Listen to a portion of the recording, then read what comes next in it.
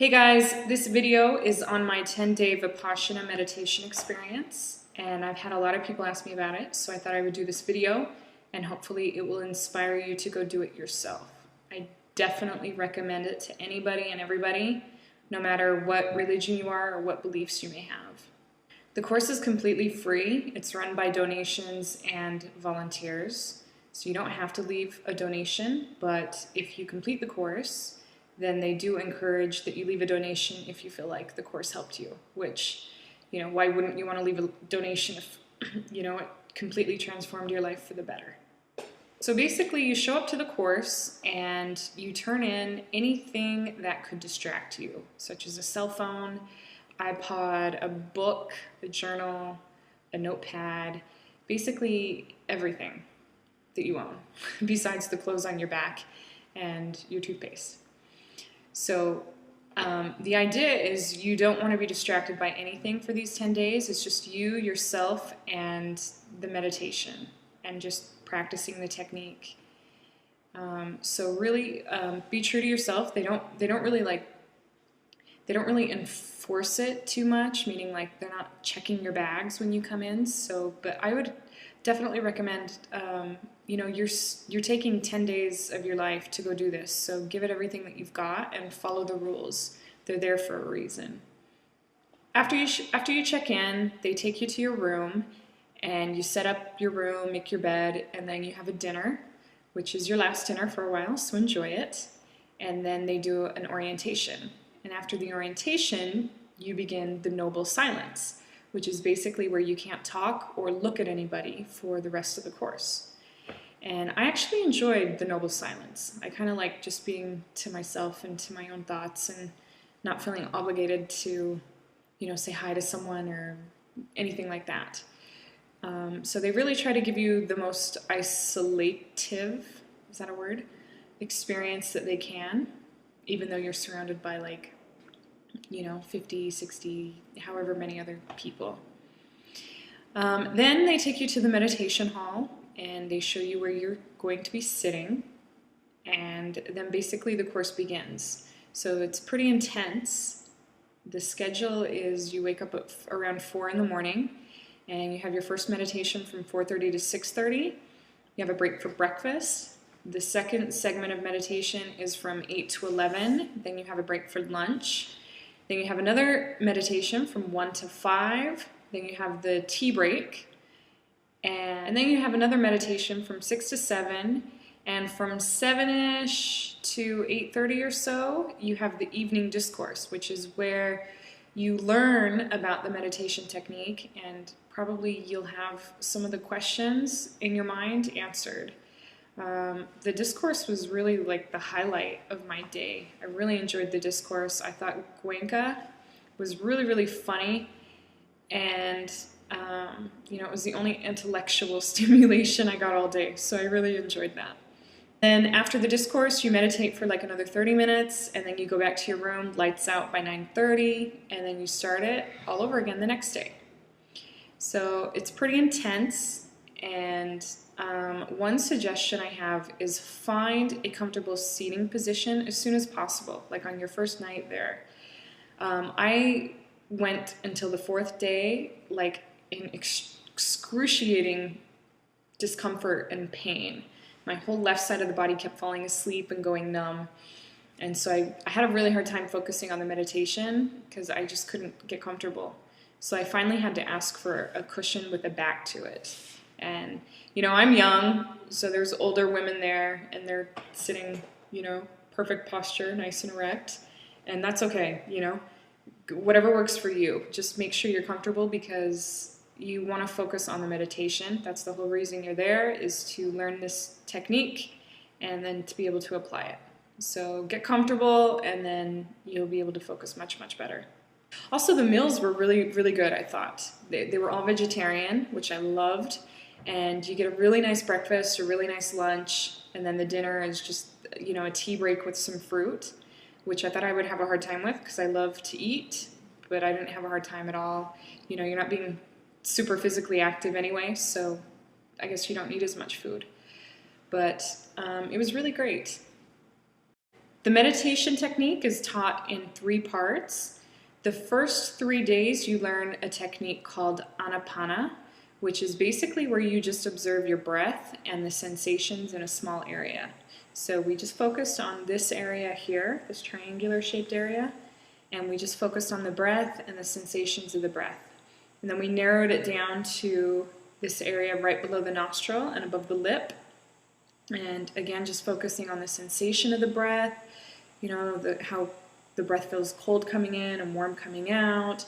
Is the breath coming in strong? Is it coming in soft? Is it coming in more through one nostril or the other nostril? So it's really just about observing the breath and not trying to do anything to change it or regulate it. And this is supposed to help sharpen your mind and focus before we start the actual Vipassana, which is on day 4. Vipassana is observing the sensations of your body. So we took different chunks, segments of our body, and we would just observe them and feel the sensations. And it could be an itch, it could feel cold, it can feel hot, it can feel heavy, it can feel light, it doesn't matter. You're just staying with the sensations, you're being with it, you're observing it, and not attaching to it in any way and not reacting to it in any way.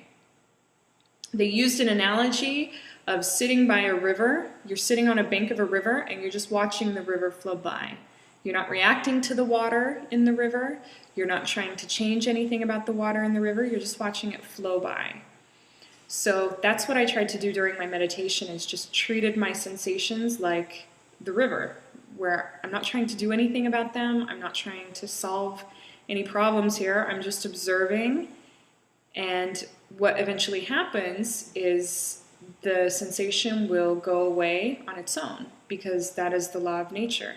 Nothing is permanent. Everything is always constantly changing.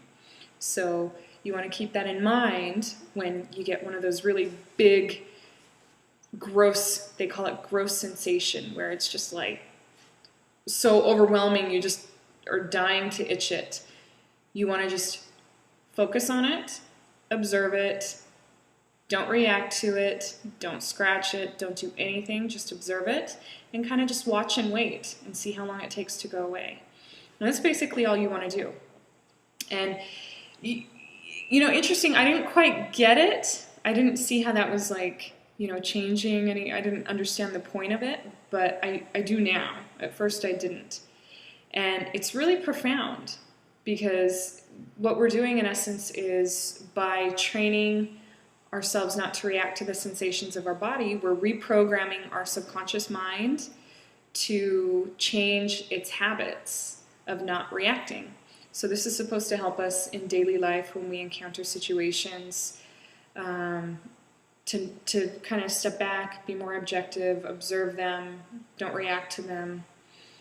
And whether it's a pleasant situation or an unpleasant situation, it doesn't matter. We're not supposed to react to it or get attached to it, because even if it's a pleasant sensation, then if we start to feed into that, we start to develop a craving, which will eventually equal misery, because that's a form of attachment.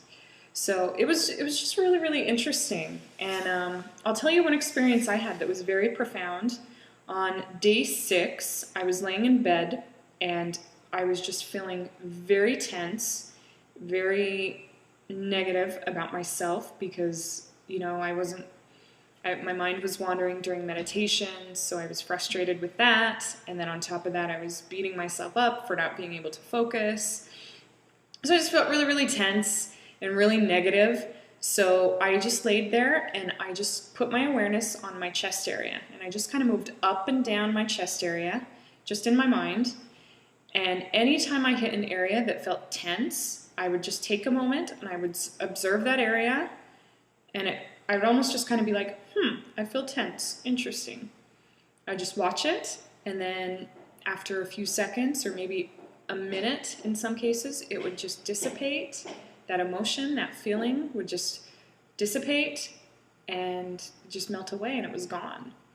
So I was feeling very tense, so I had to go and do this probably 30 times, and then I finally felt just completely clear, just Amazing. And I felt so peaceful. There was no tension whatsoever, no negative feelings or emotions whatsoever.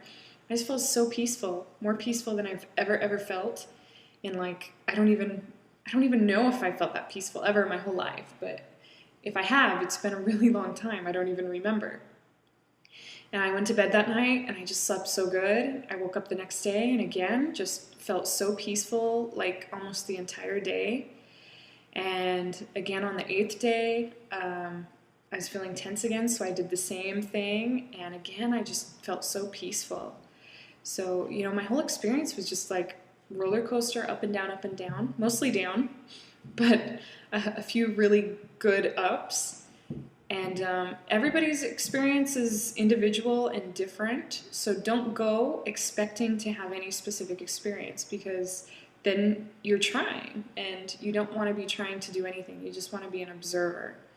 So my husband, I was lucky enough to get to do it with him. We didn't get to talk or see each other really, but he was there, and he had an amazing experience where he came out of his body during one of his meditations, and he was able to float around the meditation hall. So he had an out-of-body experience, which I was super jealous over because I wanted to do that.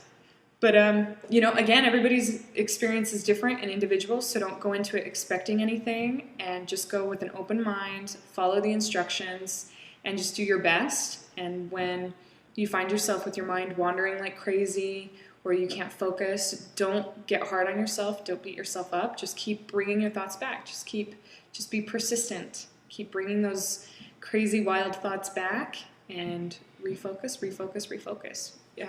It requires a lot of patience and a lot of persistence, but the more practice you get, you'll eventually start to see it gets easier and easier and easier. The third part of the technique we learned on the 9th day, and it was called metta. I think that's how you say it. And it's basically a meditation where you focus your thoughts on love, compassion, kindness, goodwill for yourself and for others. And I just thought it was a beautiful way to end the course. I definitely recommend this course to everybody. It doesn't matter what religion you are, or what beliefs you already have, or what other meditation techniques you've tried. It doesn't matter.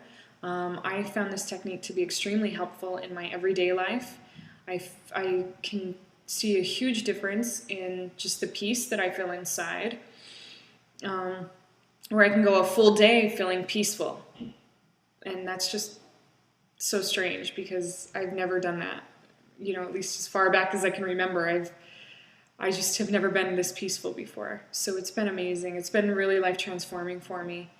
And I think if you try it and you put in a good effort and you're open to it, I think you'll benefit from it. I think you'll get something out of it. If you have any questions, feel free to email me, and I'm more than happy to, talk to you more about my experience. Or I just left the Vipassana link below, so you can go find a location near you and you go try it out for yourself. So may peace and happiness be with you.